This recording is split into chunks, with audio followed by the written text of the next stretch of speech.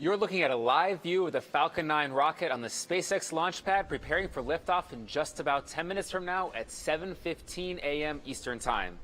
Good morning and welcome to the live webcast of the NROL 76 mission. I'm John Fetterspiel, a lead mechanical design engineer here at SpaceX, and today we are launching a classified payload for the National Reconnaissance Office from historic launch pad 39A at the Kennedy Space Center in Florida.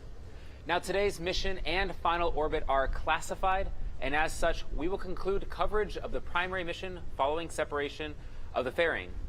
However, as we will attempt to land and recover the first stage, we'll continue to cover this secondary objective once the primary mission coverage has concluded.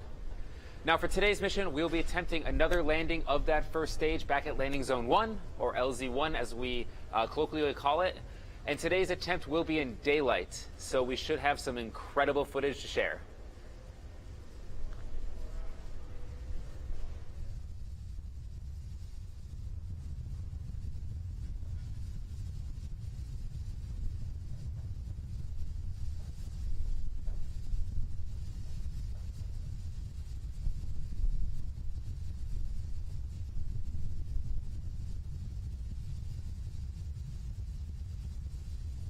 T-minus 10 minutes.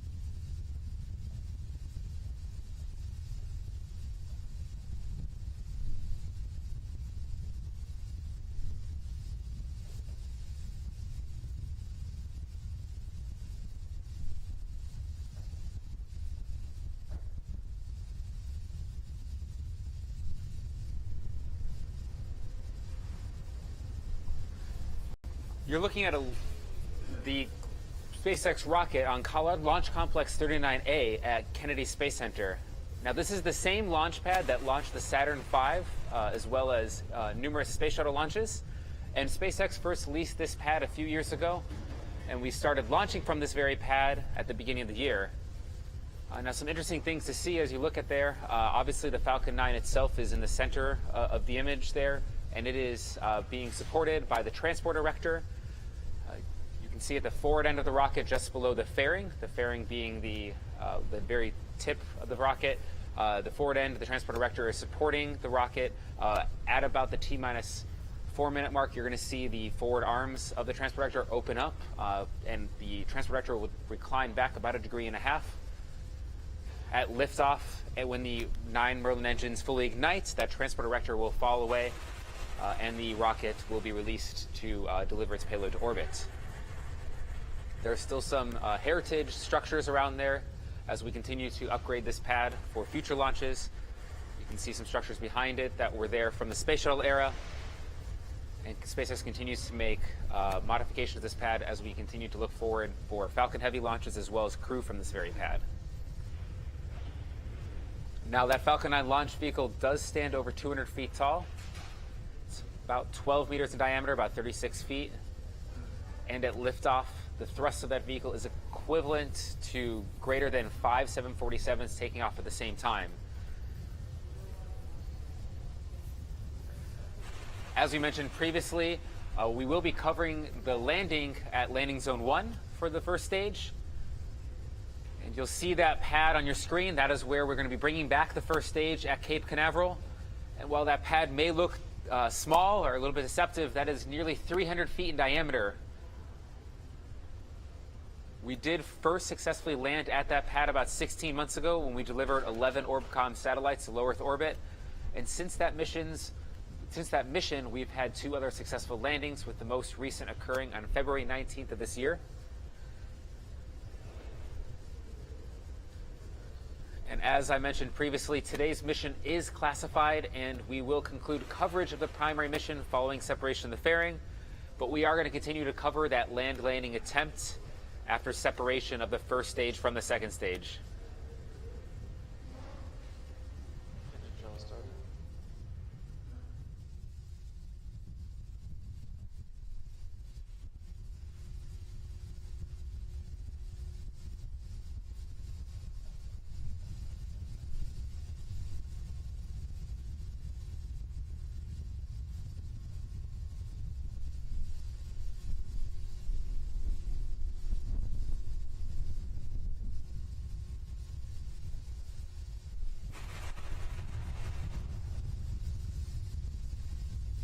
Stage 1 fuel load closed out.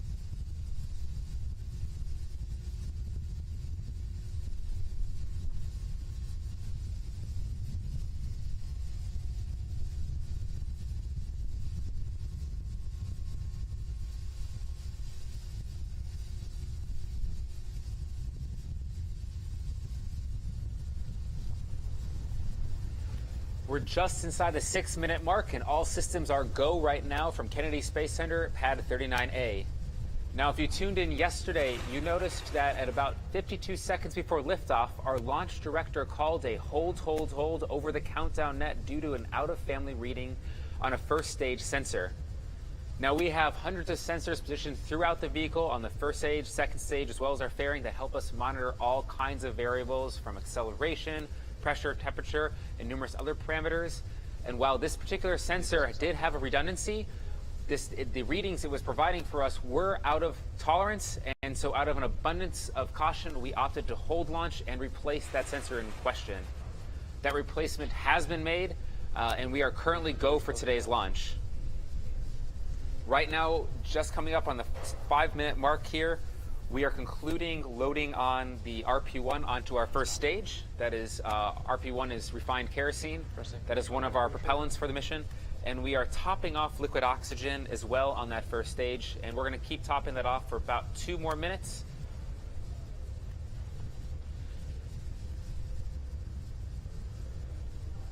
We're loading over 1.1 million pounds of propellant on the first and second stage combined.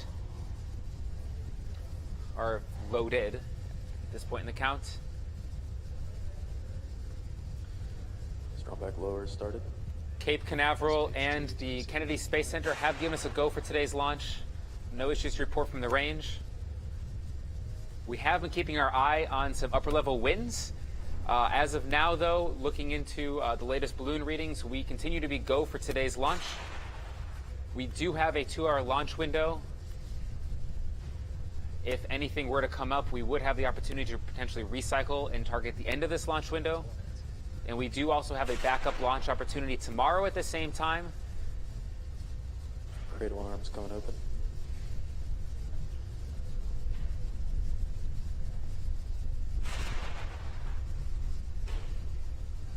AFTS 107.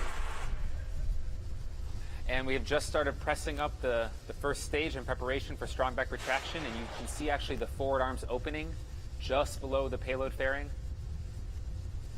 And that strong back retracts back 1.5 degrees.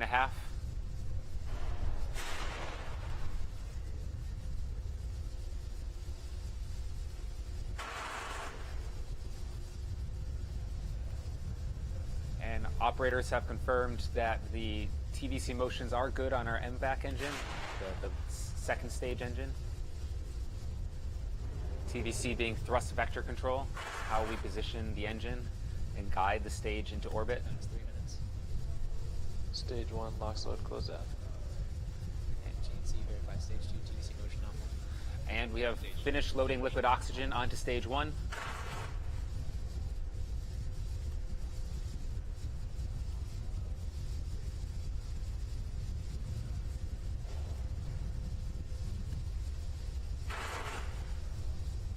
Strong back lower is ended, inclination 88.5 degrees. And the strong back lower has also completed at its 80.5 degree point right now. Vehicle switching to internal power. Now coming up in the final few minutes here, in the final 2 minutes, we will have the terminal count auto sequence in the final minute where the flight computer will enter into its startup mode. The final check of all our sensors across the vehicle will occur before we lead into startup, and you'll see the bright green flash at the base of the rocket where our T-tab will ignite and act as the starter for our 9 Merlin engines. Those 9 Merlin engines capable of putting out over 1.7 million pounds of thrust at sea level.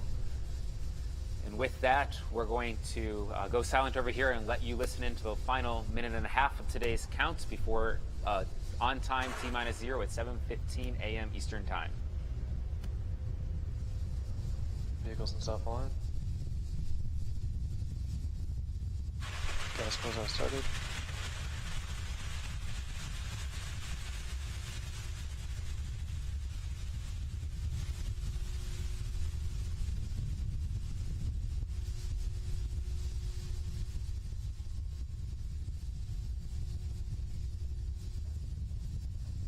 FTS announced FTS is ready for launch. AFTS is ready for launch. VC verify Falcon 9 is in startup. Falcon 9 is in startup. Groundside gas closeout's complete.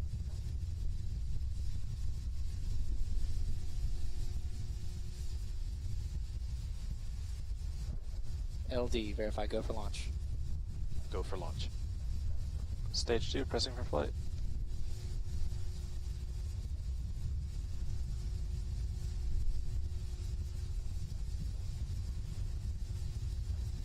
T-minus 30.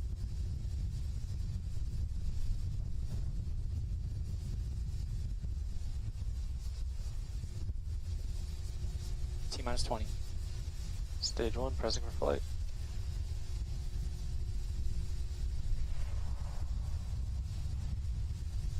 T-minus 10, 9, 8, 7, 6, 5, 4, 3, 2, 1, 0.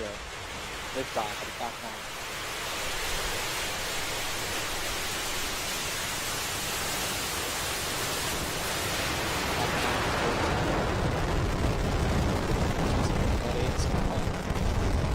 Copy, go go.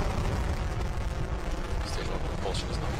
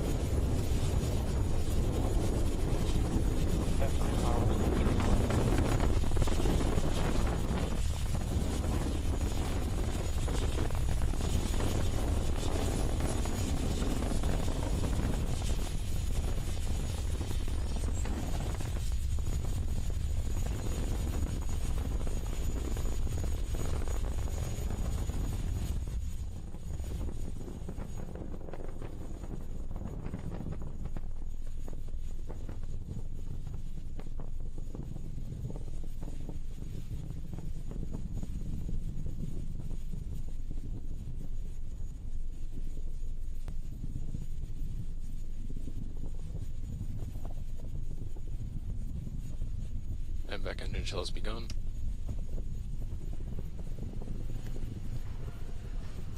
And Falcon 9 is delivering the National Reconnaissance Office's satellite to orbit right now. We just transitioned through MaxQ, and we've begun chilling in the MVAC engine on our second stage. Trajectory is looking good so far. Coming up in about 20 seconds, we'll have main engine cutoff, MECO 1. That's where all 9 Merlin engines of that first stage will shut down, and we'll see stage separation. Stage separation will be actuated by 4 pneumatic actuators on the first stage.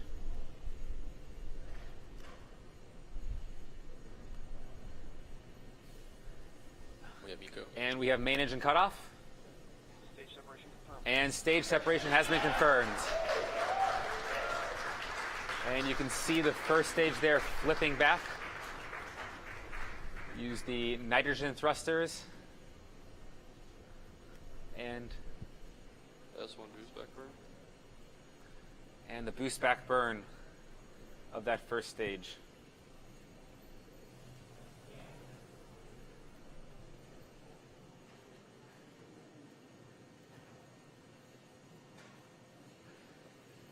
This boost back burn will last for about another 15 seconds. We use this to reorient the stage back to Cape Canaveral and fly it back from all the forward velocity it had over the Atlantic Ocean.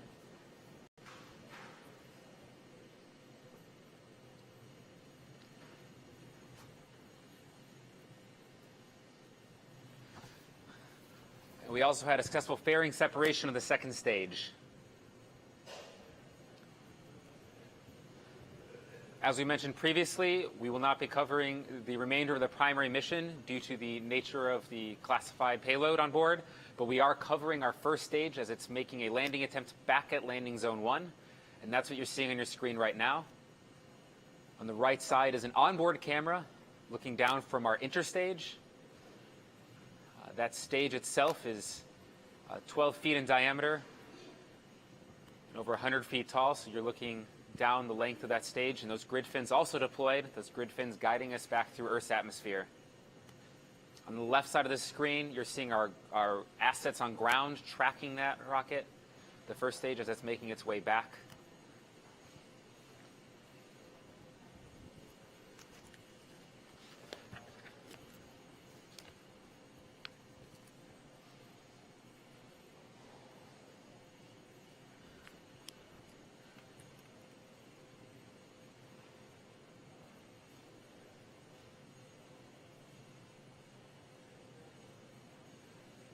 Now that boost back burn was a 3-engine burn. Coming up, we're going to have our entry burn, also a 3-engine burn.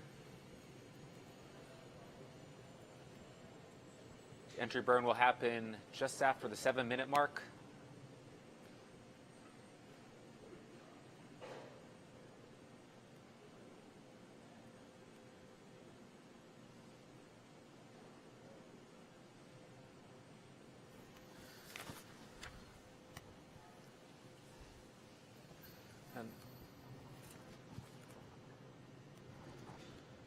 The first stage has passed its apogee. It was over 130 kilometers above the surface of the Earth.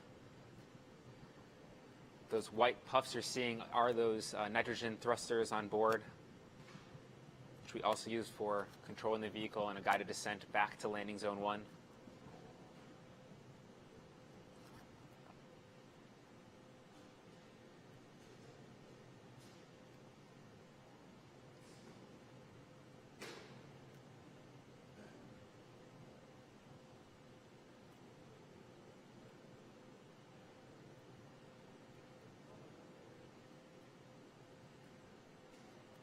Entry burn should be coming up in about a minute from now. You'll see 3 engines ignite at the base of the rocket. We use that to slow down all of the vertical velocity as the rocket is now falling back to the Earth's surface and accelerating.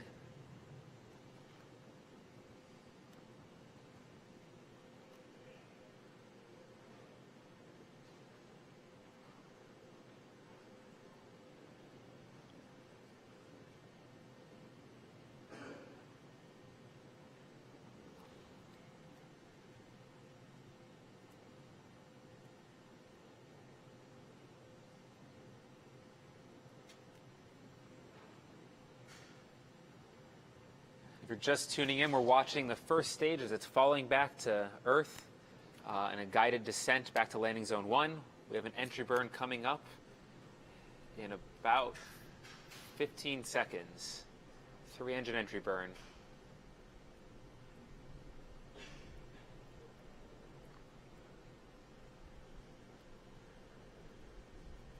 Stage 1 entry burn startup. And we've entered the entry burn startup. And we have ignition of the entry burn.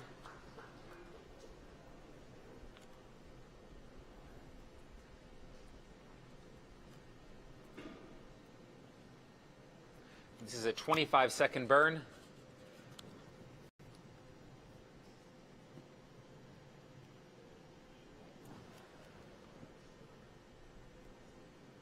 Entry burn shut down. And we have shutdown for the first stage.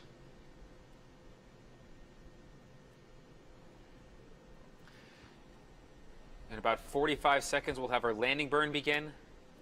That landing burn will last for about 30 seconds. And then we'll have touchdown of the vehicle. AFTS has the... That landing burn is going to take us from going about 1,000 kilometers an hour right down to 0 on the surface of Earth. Landing legs will deploy about Stage 10 1 is seconds transonic. before landing.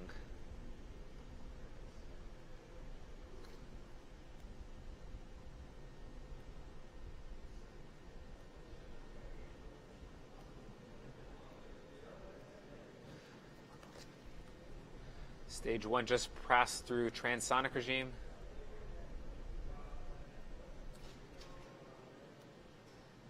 Landing burn startup. And landing burn has hit startup, and we have ignition.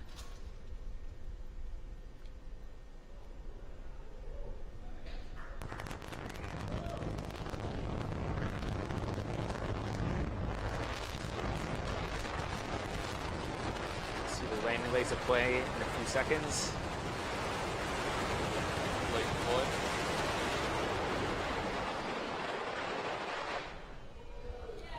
Operators are Falcon. And we have touchdown.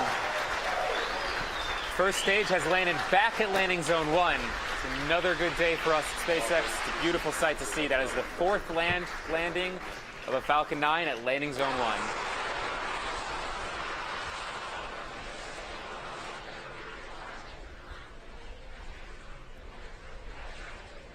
And with that landing, that's going to conclude our coverage for today's webcast. It is a beautiful sight, certainly, to bring back another first stage. We will be putting that rocket through some inspections and then getting it ready for another launch for a future mission coming up in our very busy manifest for the remainder of the year. So with that, we'd like to thank the National Reconnaissance Office, the range, the FAA, as well as you, the viewer, for tuning in and watching us. If you'd like to keep track of our future missions as well as the progress of this mission, be sure to follow us on Facebook, Twitter, Instagram, or check out SpaceX.com. And if you'd like to come up here and join the team and be part of the crew that makes all this happen, check out SpaceX.com/careers. Thanks again for joining, and we'll see you again soon.